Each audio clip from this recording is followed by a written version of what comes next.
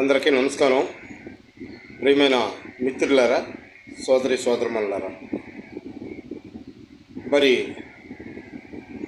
కూటమిగా ఏర్పడి ప్రజలకి అలవగానే హామీలన్నీ ఇచ్చి అధికారంలోకి వచ్చిన తర్వాత పదవులు పంచుకొని ప్రమాణ స్వీకారాలు చేసి అధికారాలు చేపట్టాక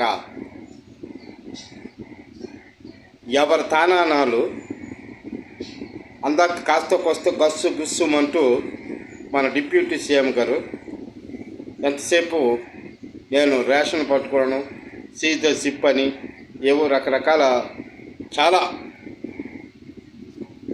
బుస్సుమంటూ చివరికేమో కస్సు బుస్సు అనుకునే ఆయన చప్పగా చల్లగా అయిపోయాడు. ఒకానొక టైంలో నేను హోం మంత్రిని కూడా తీసుకోవాల్సి వస్తుంది, హోంశాఖను కూడా లీడ్ చేయవలసి వస్తుంది అని చెప్పేసి చాలా శబ్దాలు చేశారు.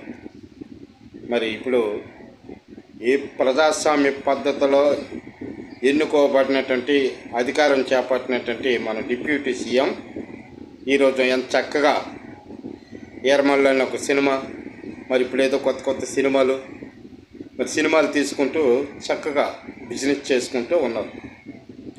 ప్రజా సమస్యలేమో గాలికి వదిలేశారు.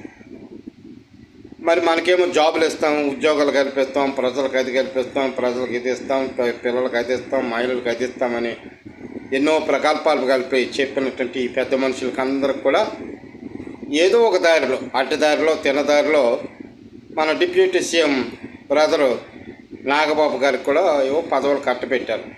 చాలా చక్కగా సున్నితంగా చక్కదిద్దుకున్నారు.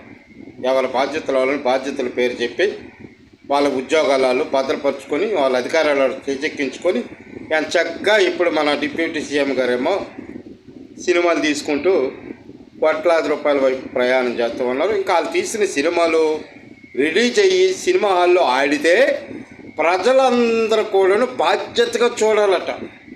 ఎంత బాధ్యతగా అంటే అది సామాజిక బాధ్యత కలిగి చూడాలట. సామాజిక బాధ్యత ఒక్కసారి ఆలోచించండి ప్రజలు.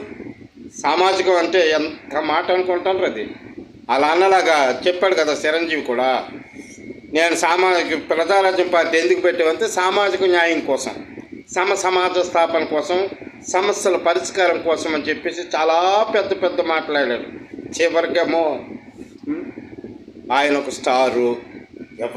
స్టార్ అయితే ఎవరి తానాలు ఎవరికి ఇష్టం వచ్చినట్టు వాళ్ళు ఎలాగైనా గడిపవచ్చు, వాళ్ళు ప్రశ్నించకూడదు, అడగకూడదు. మరి ఇప్పుడు మన డిప్యూటీ సీఎం ఏం చేస్తాడు, అన్నకి పదవులు కట్టబెట్టి చక్కగా సినిమాలు తీసుకుంటాడు. ఇది జనసేన తాలూకు విధి విధానం.